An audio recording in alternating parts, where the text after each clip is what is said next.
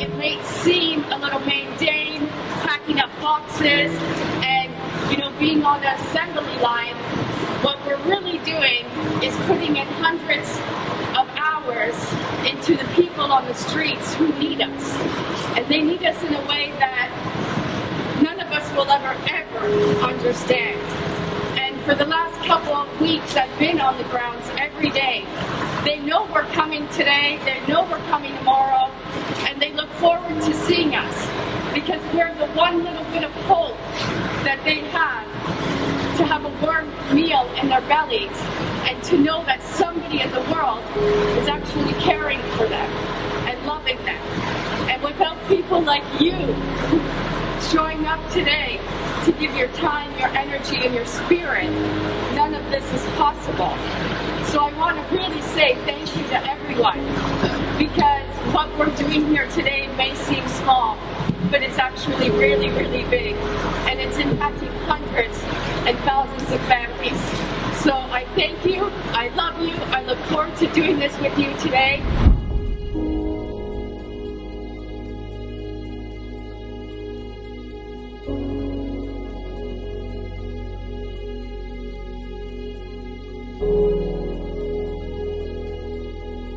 My name is Serena Buffalino, and I am the founder of Help Heal Humanity.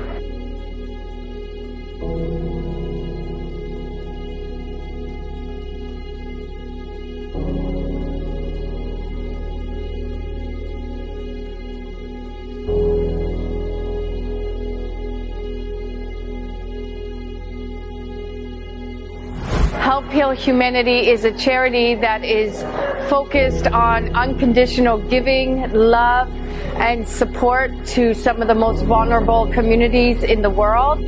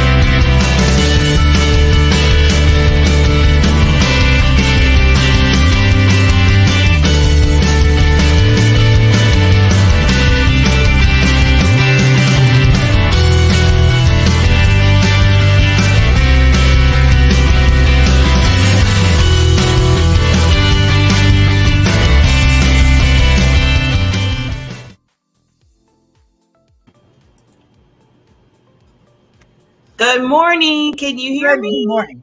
I can hear you loud and clear. Good morning. How are you doing this morning? I am doing fabulous because I'm here at the Time to Shine Happiness show with my queen, Barbara. Oh, there we go. Queen Barbara. Wrong hand. We love it. We love it. So, another nice conversation, more of information that we get from each other, and just wisdom and guidance. I was thinking about that the other day. We do a lot of all of that. Yeah. And it's so, and I truly believe that it's so needed. Yes. That's why we do what we do. Like, I love working with the career professionals who are looking at changing their life, but it's scary to change. And physically, our brain doesn't like to change. Mm-hmm. So when you're trying to introduce something new, your brain is going to react. Yeah, your brain's like, what's going on? It's an evolutionary. Back in the day, back in the cavemen, the brain was set to look at saber-toothed tigers, not rainbows. Mm. Well, the saber-toothed tigers of today are all the things that are going on in our lives: stress and job and finances and loss. This week with me, I lost my pet, and you don't think it's like she's a dog, you know? And yet, oh Yes. yeah, this week has been a Rough bit of a roller coaster for of you. just emotions. And see, the thing is that people don't realize that emotions is just energy in motion. Mm. That can be positive, it can be negative, it can be hurtful, it can be sad, all Mm. of those things. But for me, it was just an accumulation of things. Yeah. I'm doing a presentation for us. We have a group out here called the Celebration Chorale, and they're doing a salute to the nations for the July 4th. Well, they asked me to do a presentation on the four chaplains.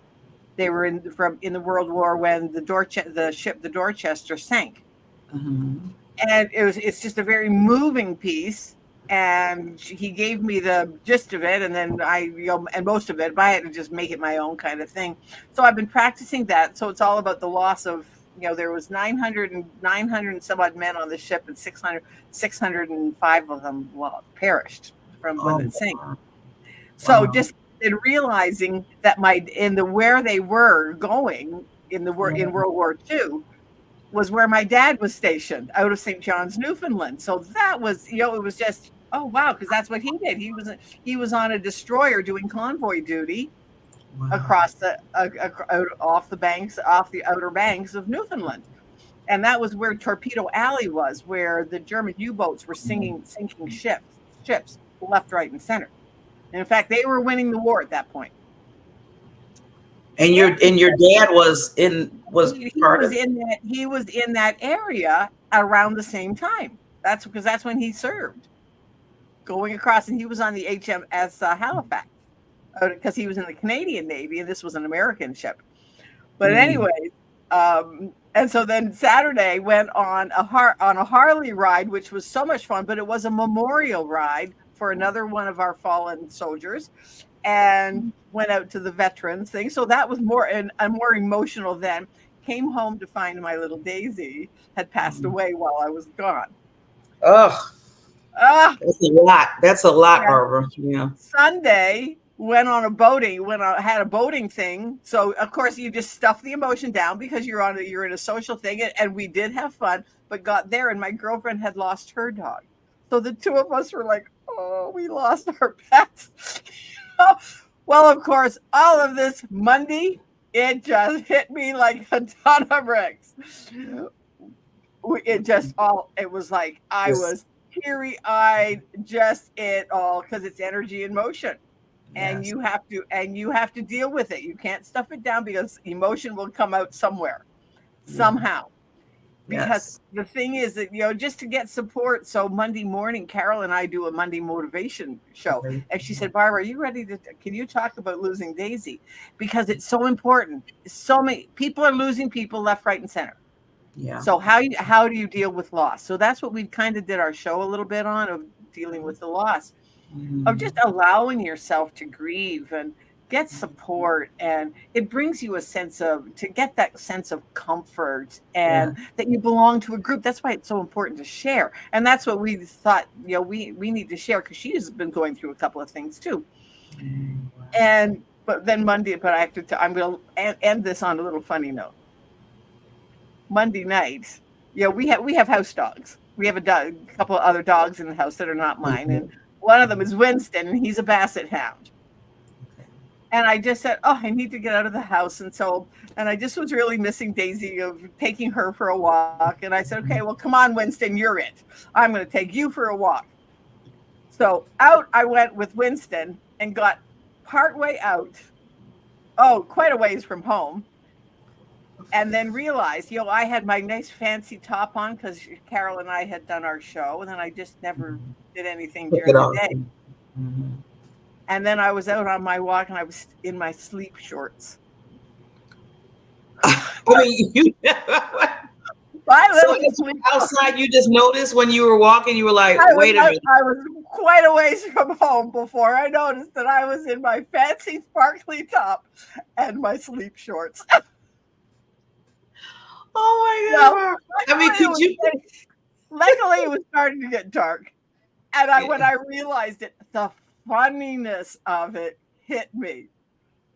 Just the funniness of all the emotion that I had been going through, all of, just the fun stuff I did, but missing Daisy and the tears, and then the funniness of the fact that here was me out there with my fancy top, makeup, everything on, my fancy earrings, and my sleep shorts. And I'm walking in my neighborhood. And I'm like, okay, maybe I won't meet anybody. And of course, oh, hi, Barb, how are you? And I'm like, oh, I'm fine, Steve, how are you? Because he was out walking his dog. And I went, okay, all right. I just have to laugh about this. And then it was like, am I really going to tell Barb on TV that I did it? I'm going, yeah, because you know what? That's what emotion does to you. I was out before. I just said, okay, I've just got to go out. Come on, Winston, let's go. I leashed him up, and out we went. Didn't realize until I was quite a ways from home that I was, in my sleep shorts.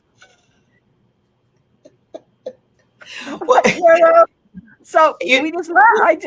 But you have two choices. You can either cry at that point or laugh. So I did a little bit of both. I was missing Daisy. I was missing Daisy, and then I just laughed. And you just had to get out. You just kind of get, like you said, get out the house. Say, okay, I just got to go, and wasn't really, like you said, thinking of.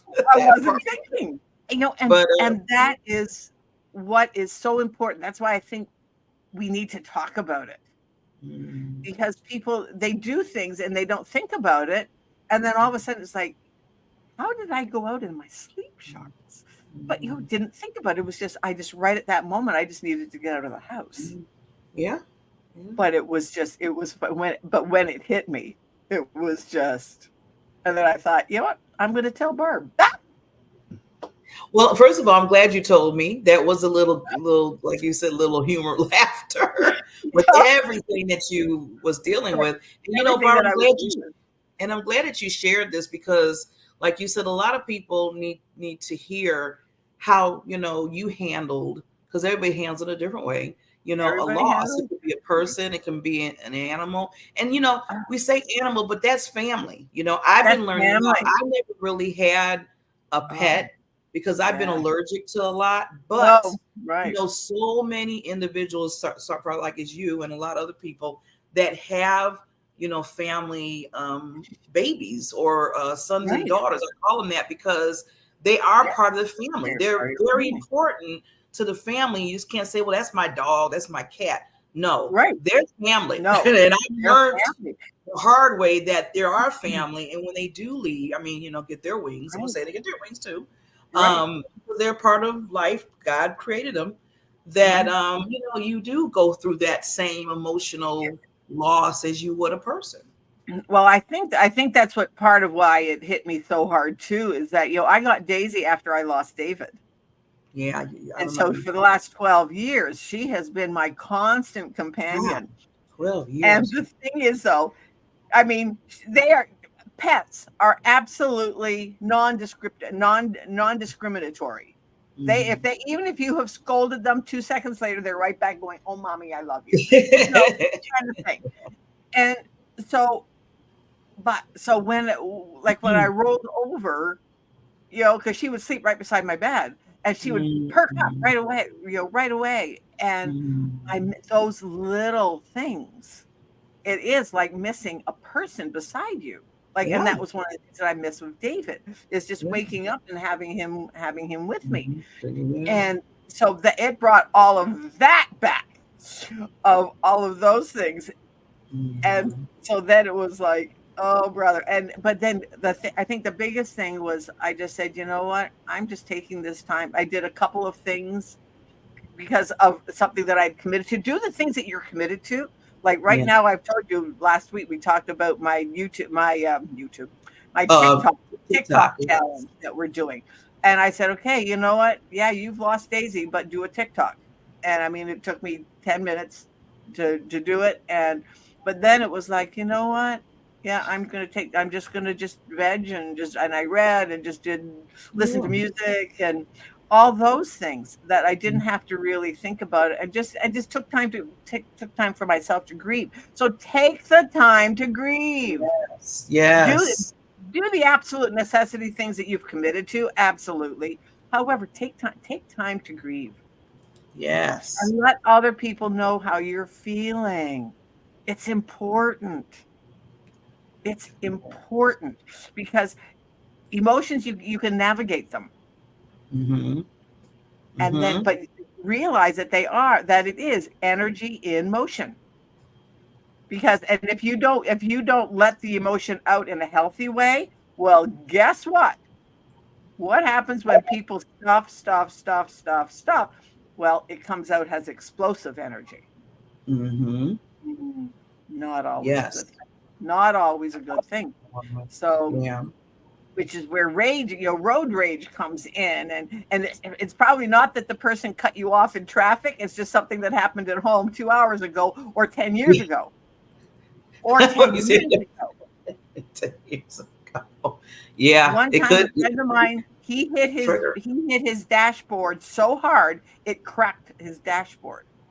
Mm. That's when he knew he had to find out where was this rage coming from, and it had been Wow. something from years previous. He Wow. said, Wow. "I have this is I can't I he broke literally cracked his Wow. his That's dashboard, so it's going to well, come out somewhere."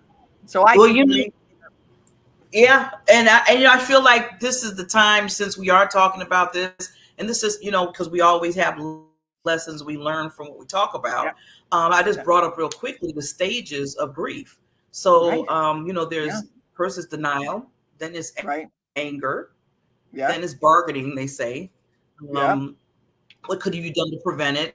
That's the right. bargaining part of it. They said. If I had been Then home, if he was depression. if I had been home, yeah, What would maybe you did something. I know I yeah, went through that a lot with my mother when she passed. I was like, oh yeah, my gosh, she had a heart attack by herself in her apartment. They rushed to the right. hospital. Maybe I should have been with her. Maybe I should have took the day. Stuff like that. Yep, all the It regret. was the regret. Then The re- depression, they said, and then yeah, acceptance. So that's the yeah, last part. So you have denial, anger, bargaining, yeah, depression, and acceptance. Those yeah. are the stages And you that, have and right, some people said you you have might to not do go them. through it just in that level. Sometimes you might say, well, I'm depressed. And then you go to the bargaining part, then you go back to Yeah. denial. Oh yeah, And it's a sometimes, process. different ways. Yeah. Hmm. Very. And, It's a I always said to myself, I said, we was taught all different things when we were growing up, in school. We go to school, talk about history, talk about, reading, writing, all that kind of stuff. But never did they really think and teach about grief and losing a person, loved one or what have you. It's like we right. all kind of go through our own lessons when it happens. Exactly. And that's one of the things that and it's just the time, timing is everything. Like our guest coming on, Elizabeth, she deals with with emotions in teenagers. Teenagers are bags of emotions, and they really don't have number one, what you just said. There's no training for teenagers to handle emotions, so they've got all these emotions that are just rampant and no outlet. They don't know how to handle them. They don't know what to do with them. They're like, and they're not being taught. They're not being taught. And that's why it's just Yeah. I love it, Elizabeth. I met her on. We were both speakers on a summit called the Clarity Summit from Rich Kozak, and it Okay. was like her thing, this courageous conversations of just having and you're going to love her. You are going to love her. And just it is so important to have a conversation. So that's why when I thought, gee, am I really going to bring this up on our show? I'm It's like, like, yes, yeah. yes, you have to, because people have to know that number one, they're not alone. These Nope. emotions are real. They are real. They have to be dealt with. Yes. So take that time. So just Monday and yesterday, I would just took time that when I felt that weepy, I just let the tears come. I was just weepy yesterday and just did a few things that I needed to do, but and then took Mhm. myself out for lunch. I'm going to take myself out for lunch today. You know? And see, and I love everything you're saying because people need to hear that more and Yeah. more. when you're dealing with that. I'm glad that, because you're taking care of you. That's called self-care. It's called self-care, and self-care is not selfish. And sometimes you just need to have somebody else around you. And yesterday, I went to Five Guys, and sometimes I object to the price. I find it a little pricier for a burger, but it's so good, and their French fries are awesome. But yesterday was a really beautiful day here in Chicago, and so I said, you know what, I'm going to go, and I sat at one of their outside table. And so I'd said to them before, I said, I'm going to sit outside. Is that okay? I'm going to sit outside, but will I be able to come back in and have get a refill? They said, oh, of course. Well, as I was sitting out there, totally enjoying the sunshine, enjoying my burger and my fries. Well, the next thing I know, this little crew member came out and said, gee, how are you doing? And I said, oh, I'm doing fine, really fine. He said, would you like a refill? He came out and he went and got it for me and brought it out to me. I was like, well, wasn't that nice? Now, wasn't that nice? And it was just what I needed, because I was just sitting there just kind of feeling like, I was just having my pee. And it was so nice. So kudos to them and their personal touch to have that from a restaurant. And that goes a long way when they do that. It went a long way. Because he literally did not have to, but he came out and and they said, okay, are you ready for a refill? And I went, well, thank you so much. And that was just so it was great.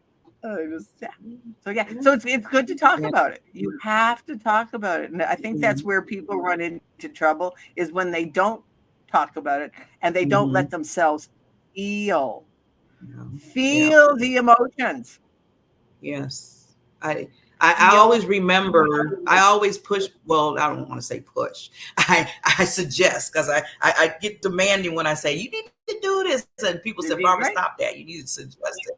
But I suggest people to do that, because I always remember when I went through my whole grief with my dad when I was 17. You had teenager, then losing a dad, then losing the way I lost him. And the one thing that my mother did that I wish, and I can't blame, to this day, I'd be like, okay, I can't get mad at her, because she didn't know better. And I'm just putting it out there. Right, exactly. She told me, she said, we don't do, but she yelled real loud. She said, because I was like, well, Ma, this is my dad, I'm dealing, you're struggling. And she said, we don't go to psychiatry. We don't go to counselors here. We don't tell people our business. So that was in her mind frame, and that's how she was handling it and stuff. But she was handling it. 17-year-old that's dealing with this. And, I just had to, at that time, Barbara, I had to stuff it all in. Yeah, because I was about to graduate from high school. Then I was looking at colleges. Then I was working during the day after school. So all that's going on. Then I'm a teenager. Yep, then I just with you're a bundle of emotions to begin with. And then, all this time I'm like, what? I got to school. I got look at colleges. I got going to school and going to work during the day. And then I broke up with this boyfriend. And then I lost my dad.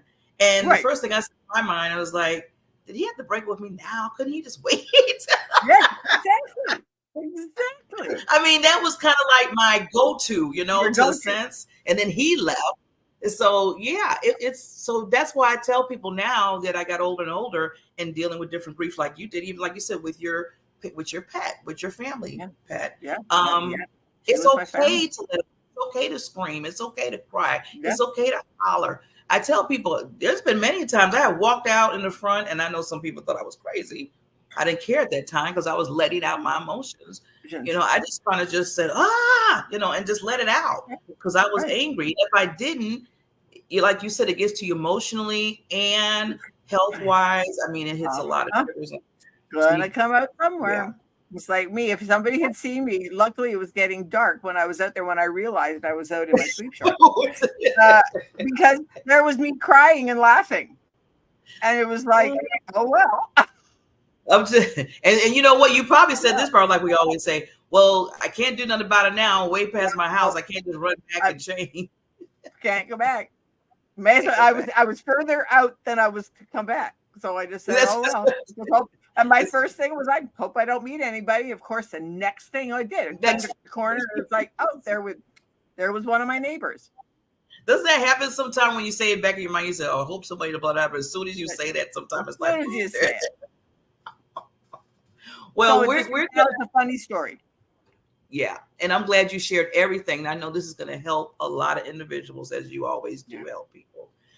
So now we're going to go to a sponsor, and we're going to bring Queen Elizabeth up. She is an award-winning retired school principal with 35 years career in education, known as the Teen Genie. I love it, and I know we're going to hear more about that. For her impact contributing to students and communities. So I don't want to give everything because I know she's going to get into her story and a lot of things that she does for people, individuals. And I'm glad she's doing it for teens. I mean, like we just said, they're a bundle of nerves. They're a bundle of emotions. Bundle of emotions. So before then, we always got to, give some love to our sponsor. So we'll be right back after this important message. I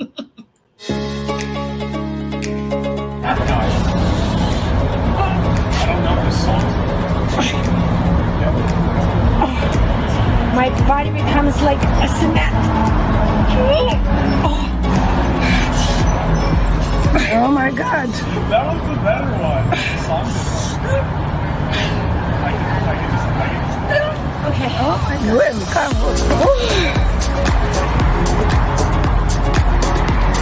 It's like magic. Literally like magic.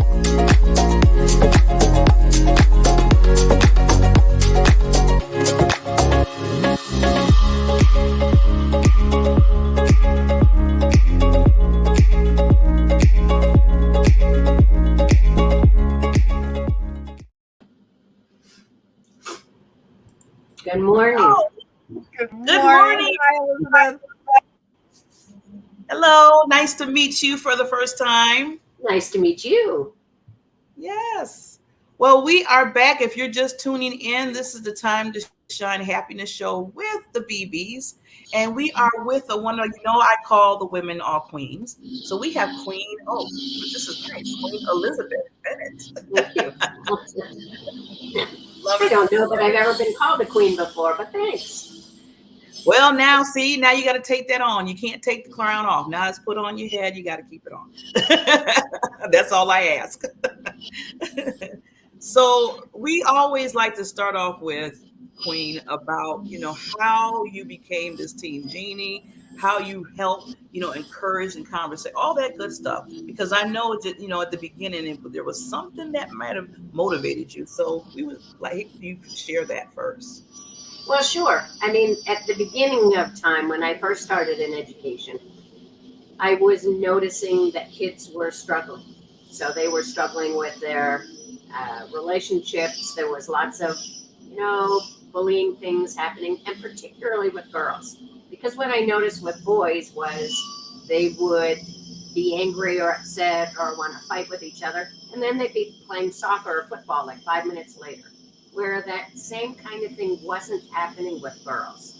So then one of the years that I was in school, one of the parents came to see me and said, there's something going on, and maybe you want to have conversation with some of the agencies in the community.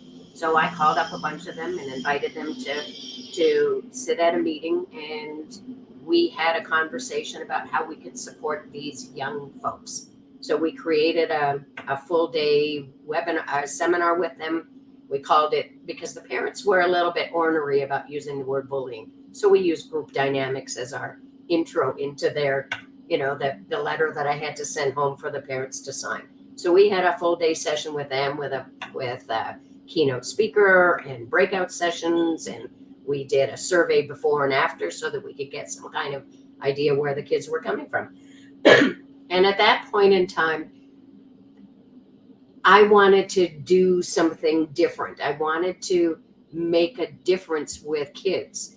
And so, I wanted to be the person that was going to have that silver bullet that was going to end bullying, that, I could be rich and famous and have this solution and everything would be good in the world.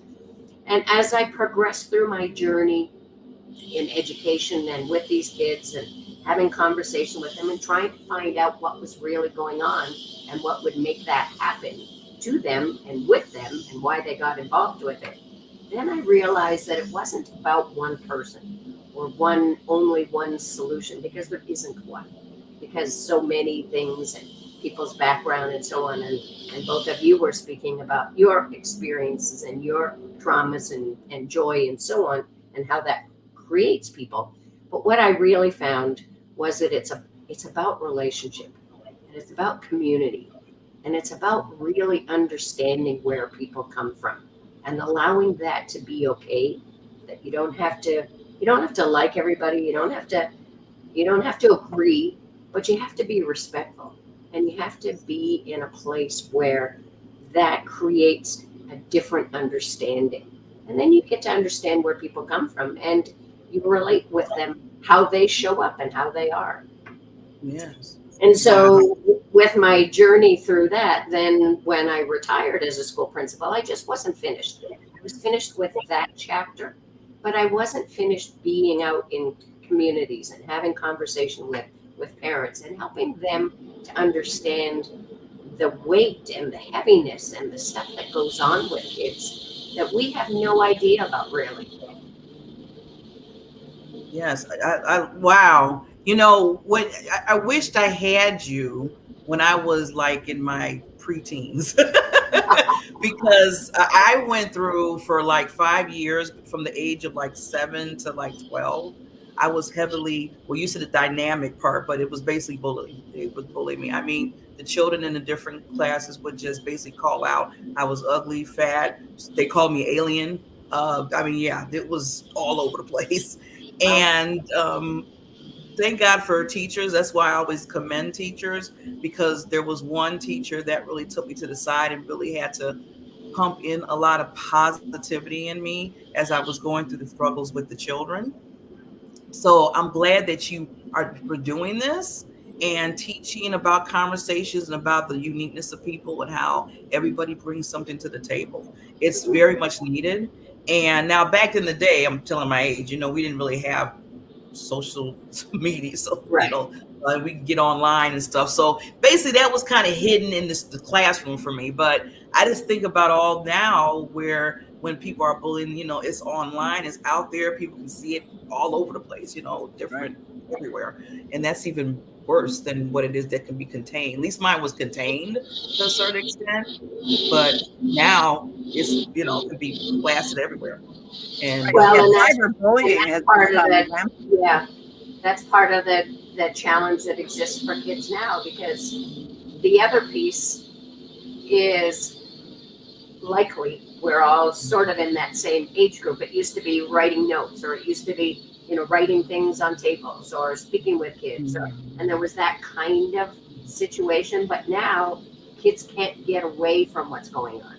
Right. So we need to be the ones that help them understand that you can live that, and you can listen to it, and you can allow that to be who you are, or you can choose to be the person that you want to be. And that's the difference. But it also takes time for kids to connect with their parents. And through the years, that's what I've noticed has been a real challenge, because kids have come to me to say, I don't feel valued. I don't feel like anybody listens to me. I don't feel like I have a purpose. And all we do is yell and scream at home, or we don't talk at all. And then parents would come from time to time heartbroken and in some cases crying, because they didn't know how to connect with their kids, and they didn't know what to say, or they were feeling like they their kids were growing up right in front of them, but without them. And so they would have a difficult time trying to figure out what was going on. And so they would say, I don't know what to say. I don't know how to connect with them. I'm so afraid for what's going on in the world. And I miss them, because I don't know what to say or do. And all we do is yell and scream, or, we're frustrated and we separate from each other. Yeah. And so this became an opportunity for me to be able to help parents understand. And this is not judgment. I'm not teaching parents how to parent. I'm just providing an opportunity for them to understand different perspectives.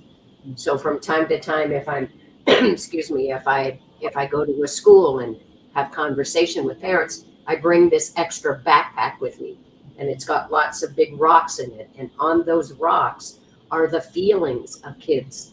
So when I show them the bag and I pull out each of the rocks, I help them to understand that that's the backpack that kids are wearing inside of themselves. So that you don't see that, but you need to understand.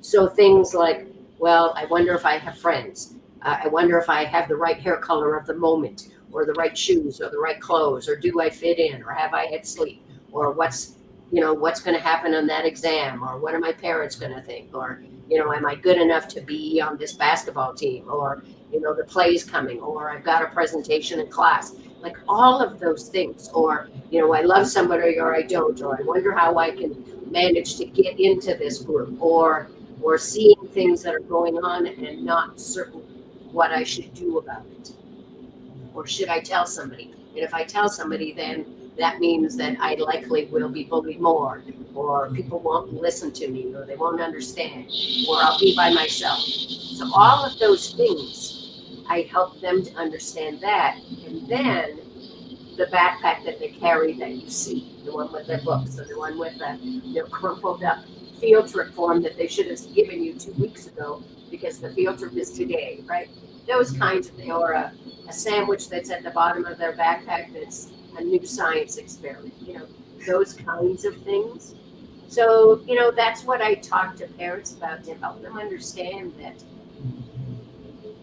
if we continue the way we're doing, with our life being busy all the time, we won't have time for our kids. Yes. And I just had a conversation 2 days ago. I was at a live networking event, and the woman was saying, one of the women that I was chatting with was saying, well, I work a full-time job and I've got things to do, and and then my kids are at things, so I take them to activities and so on. And sometimes I forget because I'm a single parent. Sometimes I forget to take things out of the freezer, and then we're stuck at the end of the day, and and then I don't have time for them. And it was honest for her to say, there's just so much going on. I don't know how to manage it all. But if we continue to do that, and that's sometimes what I say to parents, busy is always going to be there. Your kids are. Yes. Oh, that is so powerful. Well, everything you said was powerful, but I'm glad that ending part, because like you said, it's always going to be going around. Life is goals all the time. But you have to make those boundaries and just be open to yourself and say, okay, this is all going on. Well, how can we construct it in a way where you're still bringing in, because you have a child right now and you have to make sure you're taking time with that child. There's other things you can probably do. And, I like how you probably just navigate through that with them. Because like you said, we're always going to be busy. I mean, sometimes I hate to even hear the word sometime now. I'm like, okay, I'm busy. We're all busy. We know that. Now let's move on. Let's try to figure this out. Let's, deal with it. And that's part of the piece of conversation, is inviting your kids into conversation. And sometimes parents don't know how to do that piece. So what I tell them is, and I have 5 strategies of dedicated listening that I use with families. And I suggest to them that they take a look here first. So we all have a background. We all have our experience, whether you call it trauma or experience or joy, all that stuff. And when we look back there, I mean, many of us have done work on ourselves to improve, to figure out what's going on, to let go of some things because they take up space.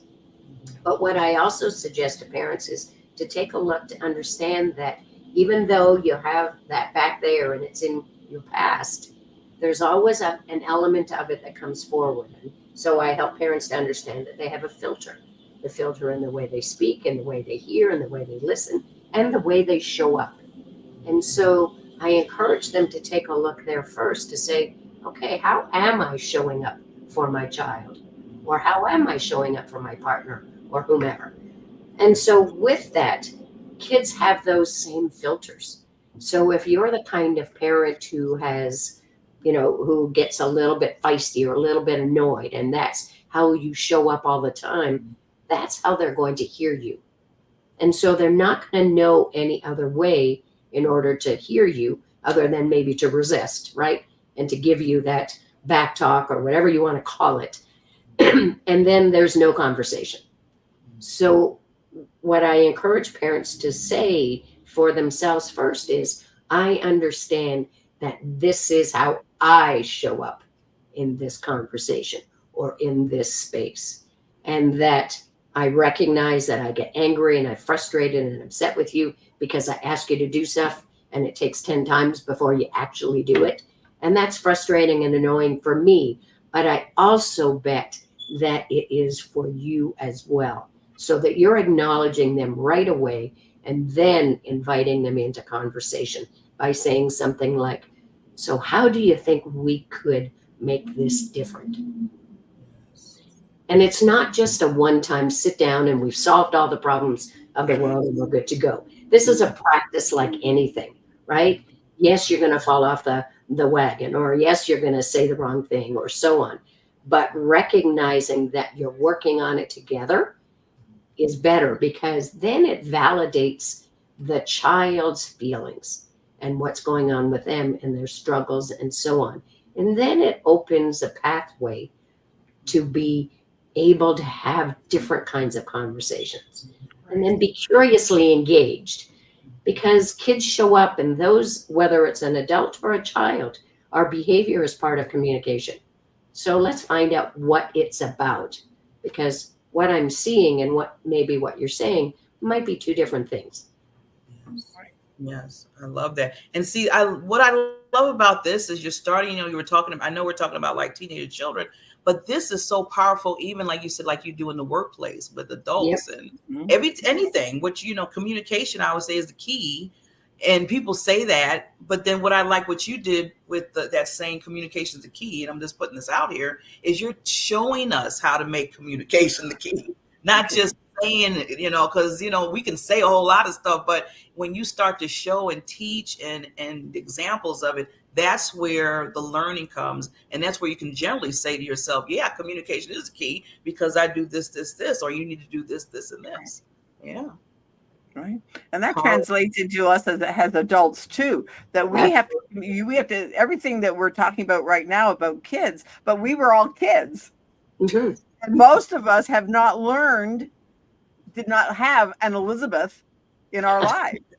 You might have had a guidance counselor that said, oh, well, maybe you would be better to take this class, but not how to deal with the fact that you felt like you were the only one in the class that didn't have whatever, or that did have whatever. And all of those things, but those things are now coming back. Like for me, some of the things are coming back now in my 60s and 70s that it would have been nice to have dealt with them when I was in my teenage years. Mm-hmm. Yes. And so we've got these parents that are in the same boat that I've been in, and now we're dealing with kids who have pretty much the same emotions. Yeah. It's the same emotions. Mm-hmm. And it's dealing with them. It's energy and motion, and it's how you deal with them. Well, and in the book that I wrote, because just shortly after I retired, I decided I was going to write a book called Courageous Conversations, a guide for parents to understand and connect with their teens. And then I recognized too that a lot of that was because when people say, well, how did you start this and where did this come from? And then I began to recognize, because now I have to put my own story in there and seeing, wait a minute, this was happening to me too. Maybe that's why I was so passionate about helping other people. But what really came to the forefront was when just this past year, I was at a women's show and I was having a conversation with this woman who's trying to be a support and help women in the trades get into the trades and, do their journeyman tickets or whatever. And she said, women are calling me because they are feeling like they're being bullied and stuff is happening in the workplace. And I said, show me where that workplace is, because I want to go there. Then I decided I was going to write another book called Courageous Conversations in the Workplace, which I'm hopeful will be launched in fall, because similar kinds of things are happening. Bullying is rampant. Mental health concerns are through the roof. Absenteeism is on the increase. Oh, yeah. Suicide is for adults equally as pervasive as it is for teens, right? Same conversation. These folks are just now older. And Right. what I recognize with that is that parents go to work. And if they're not feeling valued, if they don't feel like they have a voice, if they don't feel like they can talk to anybody, if they're feeling like they're just there doing a job with no kind of recognition or anything like that, then one of two things happens. When they go home, they have a family who's alive and excited to see them and wants to do good things. And that helps them to get through their work so that they can go home in the joyful experience of their family. So, they can take them on trips or they do things with them or so on. But then here's the second person that has that same kind of feeling or emotion. And they go home and then there's an increase with frustration and anger and possibly domestic violence, increase in alcoholism. Now that drugs are more into society, people are doing that. And then that family is left in that wake. And then that person goes back to work feeling disgruntled and so on. And that cycle continues. Well, what I recognized was I came from that. And it's like, isn't that interesting? And what have I done to move forward? And again, it's the passion of this can't continue because I thought it was just me. And I thought it was just my family. And of course, I lived at a time similar to you where things were secretive and you didn't tell anybody and you didn't speak with anybody. And this was just, you had to keep it at home. And, for years and years, I didn't share it with people, and then there was a little, there was, sexual abuse there too, but that didn't happen at home. That was with a neighbor. And I still couldn't share that either because I knew that would create an enormous explosion at home. And I didn't know how to deal with it. So I didn't ever talk about it. Right. And those are things that people carry for years and years without knowing how to deal with it. And depending on what you do, excuse me, and in my case, I took some action and did some things and learned more about myself and was able to forgive people and, and move in a different kind of way to be able to now help support people. So I think all of us, we all kind of teach our own story. Yeah. Like with me, with identity, after David died, I had no idea who I was. And so now I work with people. Okay, who are you within what you do? You're not your job.